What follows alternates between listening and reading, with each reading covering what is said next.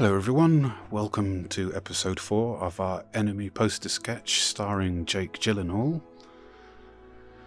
I am your peculiar petunia, Peter Stockbridge. I'm sorry, I randomly think of these things in my head. I try to keep it all dynamic, you know what I mean? So, yes, there might be one or two frame rate issues, being that my camera is Wi-Fi'd in. It's not the best of options at the moment, but it's the best I can do until I get myself one of those cam links. Anyway, so we're continuing on with finishing off the sky sort of scape, the cityscape, I'm sorry. And I'm going to be sort of refining some things, adding in bits of detail here and there. I'm not 100% satisfied with it at the moment, and before I move on, I just want to, correct a few of the major flaws that are in this composition.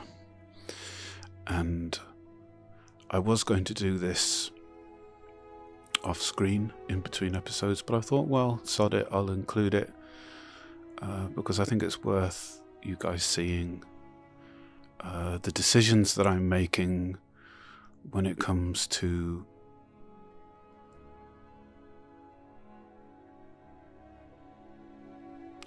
I guess the best way of putting it is representing detail. Representing a high level of detail where there isn't any, and I'm completely alien to this sort of thing. Certainly when it comes to architecture. So I am sort of conscious to get it right. Yes, my camera's being a little bit of a pain in the arse.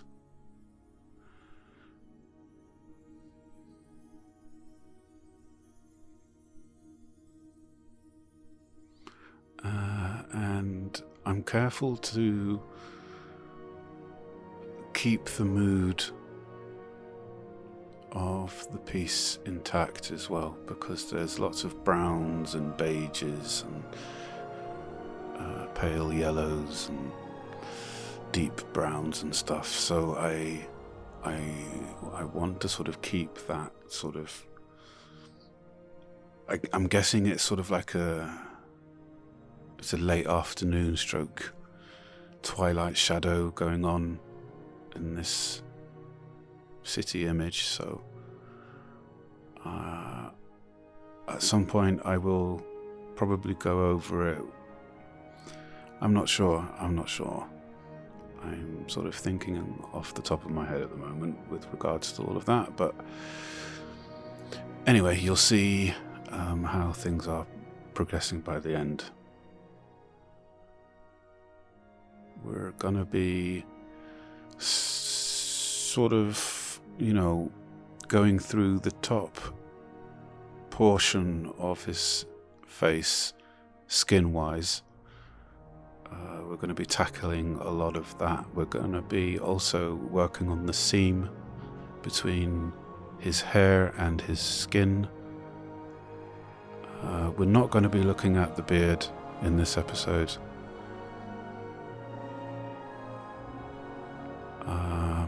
I think the plan is, after this episode, I'll be taking care of his jacket, getting that out of the way, and then probably finishing the rest of the face off, and then applying some final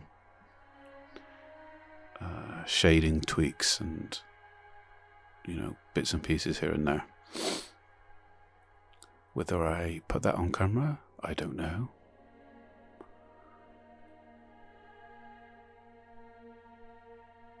So the key is to, make it look like, not like a child's drawing, actually. And me practicing my straight lines is not probably going too well during this. It's not bad, but I don't know.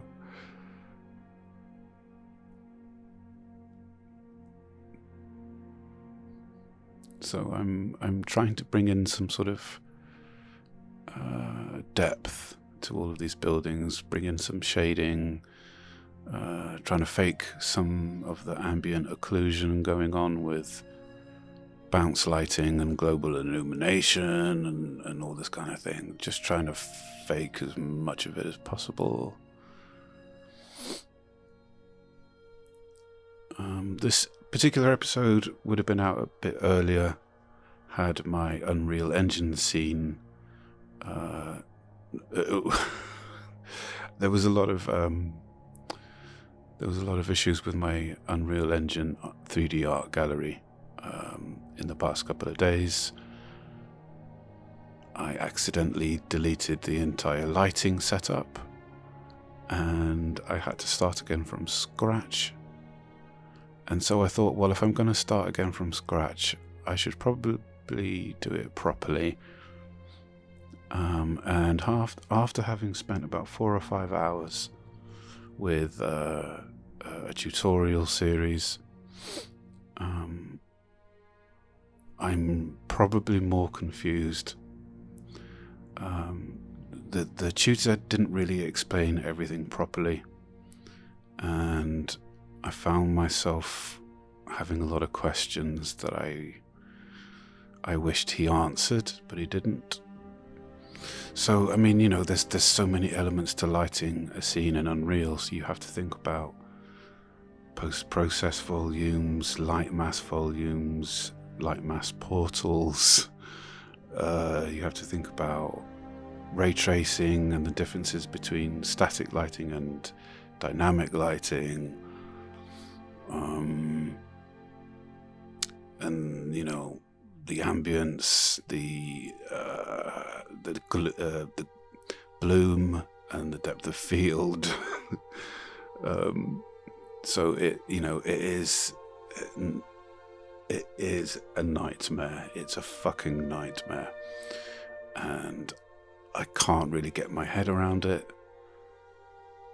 But I'm hoping to get it done and sorted out by the time this is done, because I have to add this to the gallery and show it off for my speed feature video. If you're unaware, I produce speeded up versions of each project that I do. So I film and upload half-an-hour episodes of a relative full-time process from beginning to end of the sketch, and then I do a nice little 5 to 10 minute sped up video with music from whatever it's related to. Sometimes it doesn't always work with my Joaquin Phoenix's Joker sketch.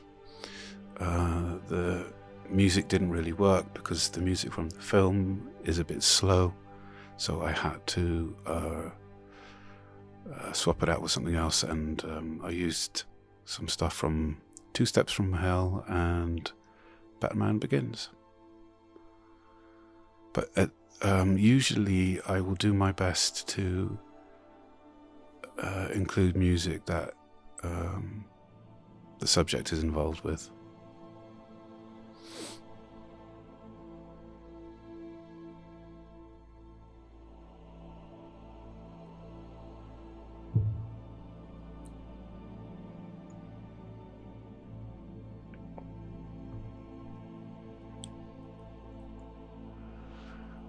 Okay, so we're cracking on with the skin now. This is a very laborious process because you have to get the shading even, and this is a large area to get it all even, and there is a certain set of rules you have to stick with when you're doing shading, and that is trying to keep everything as even as possible. Otherwise it's all going to look blotchy and not right. And you can try to do some blending work, but with these color pencils it's not such an easy thing to do as it would be if it was graphite.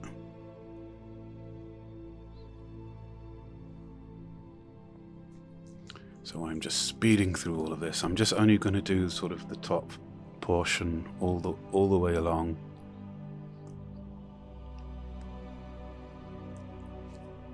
Then I'm going to be applying some deeper skin shading to the seams, and then going over it with the final layer of hair. But the priority at the moment is getting the skin all nice and even.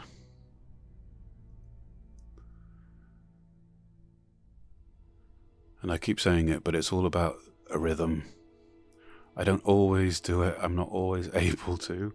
Sometimes I am that tired that I completely phase out. And don't be overly worried, I should say, about certain dark blends coming in, like what's happened with around the ear that you can see. It's sort of a residue from smudging, but I mean, don't worry about that. In this case, it works in our favor because we're going to be putting in some detail at, because that's the ear, so we're putting in a lot of detail there anyway.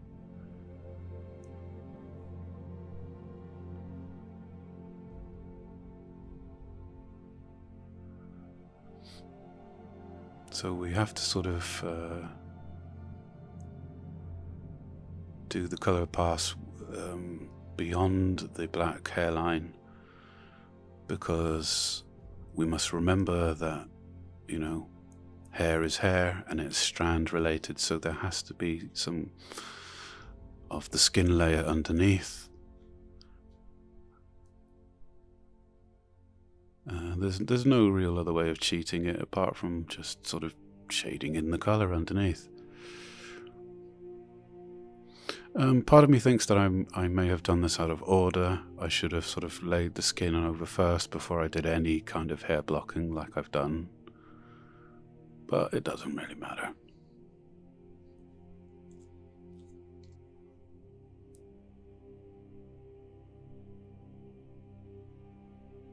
Okay, so I've swapped over my black pencil, color pencil, with another one, which is a bit sharper.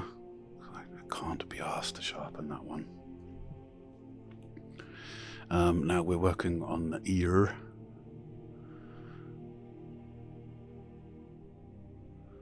I'm looking at the source photo from a fairly odd angle, but I think I'm proficient enough to get the point without moving all the time, so I'm just jumping in.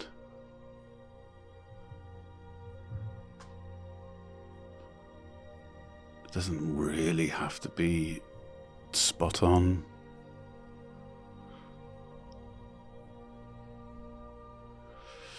So we've taken a deeper skin shade, and we're just gonna now work on the ear, bring in some of the roundness of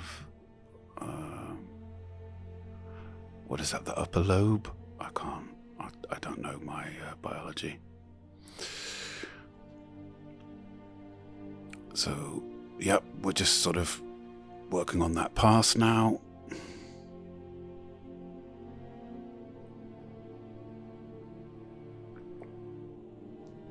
Now this isn't, this skin color isn't the exact shade of the original,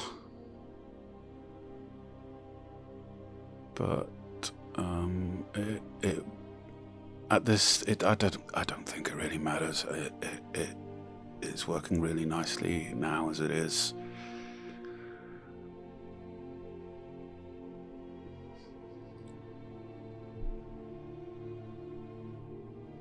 So I've made a point of mentioning this every video. This project is a request from a lovely chap over on Instagram. His channel is called Every Shot a Painting, and he picks out some wonderful stills from popular movies. They look like paintings, these stills, and some of them I would absolutely love to have on my wall.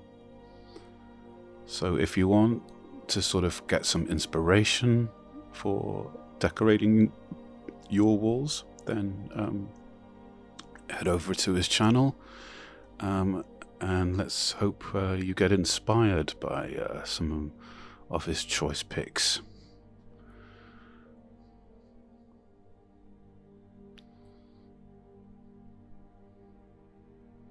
One of the things that I want on my wall is from the first Lord of the Rings film. There's obviously plenty of shots that I would choose, but one in particular is of Boromir towards the end, redeeming himself by saving, or trying to save, the two hobbits, Merry and Pippin.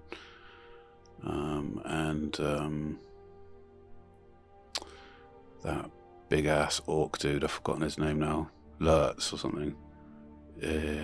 He sort of arrows the fucker like about 3-4 times, and it's such a powerful scene. But there's a shot where he's on his knees and the orcs are running past in front of the camera, and there's a particular shot where there's orcs on either side, but he's in the center on his knees, just sort of, you know, on his way out. Basically, it's a really powerful shot.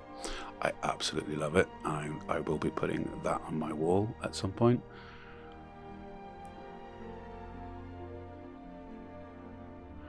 Part of me sort of is tempted to sketch it,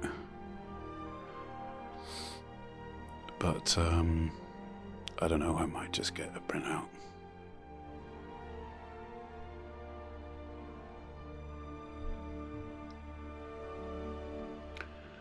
It's another one of my favourite movies, that is, Lord of the Rings. I was absolutely obsessed with it when it first came out, and I do appreciate it to this day still.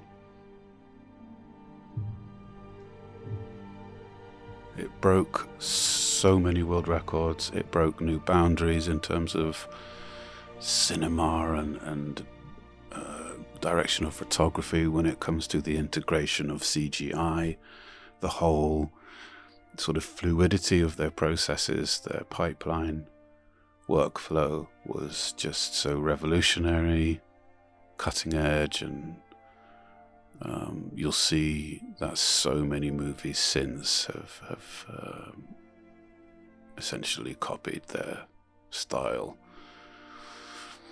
So say what you will about the Lord of the Rings trilogy, but you have to admit that it's been a benefit for the cinema industry on the whole. I mean, you know, we're talking about things like they had to custom make their own film for the cameras, because specifically in the first sort of film towards the end in the forest, they wanted to capture the full range of light and dark, and with standard film that doesn't do that so well, at least. So they basically sort of custom made this HDR film in a way, right? Incredible, man. The scene with the orc in the Mines of Moria was another groundbreaking aspect of the production. Up until that point, cameras were mostly static when it came to interactive CG being involved with the live actors, and it was a sort of, it was a nightmare process to do if you did decide to move the camera, and not a lot of people got it right, if at all. But these guys come along and it was just spot on, perfect, dynamic, in your face. They brought in and introduced a lot of new techniques in that regard, and let's not forget Gollum. Obviously, the only one before that was Jar Jar Binks from Star Wars, but the Gollum from Lord of the Rings is more notable just because of the performance. Andy Serkis, who plays the character, his performance was stellar.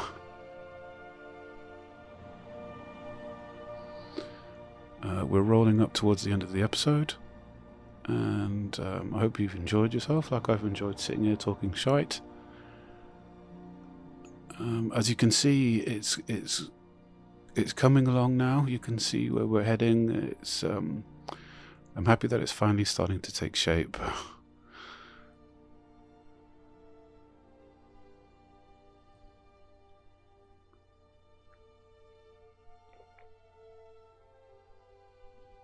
I sketch for free, and I'll send you the original, free postage and packaging. And all I really ask is that you subscribe to the channel, and you can make as many requests as you like. You won't always be chosen, but if your request is interesting, I may well bump it up the list. There's various terms and conditions. They're all in my about page of my YouTube channel, and yeah. The idea is that, I do art for free, and you stay subscribed, really. And that's all I can ask for. I'm not here to make money or anything. I'm just here to make people happy. Believe that or not, that is completely up to you.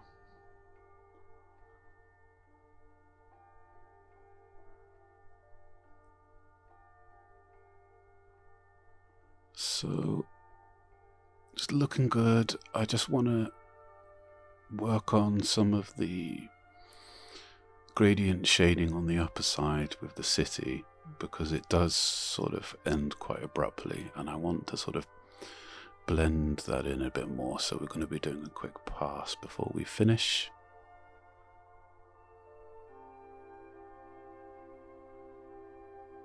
And no, my cat isn't here this time. She's fast asleep upstairs.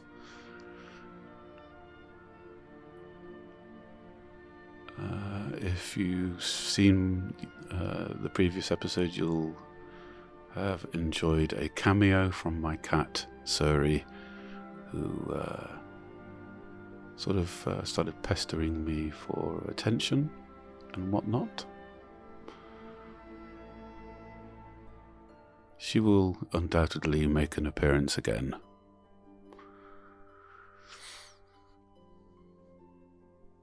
So it's coming along, as you can see. Again, I've added some grading, but it's still sort of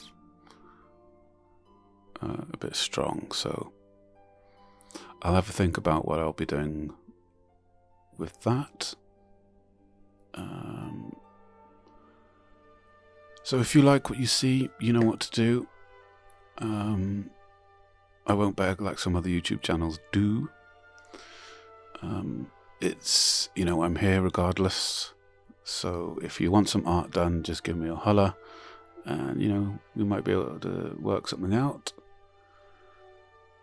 And until the next episode, which will be round the corner, I will see you then.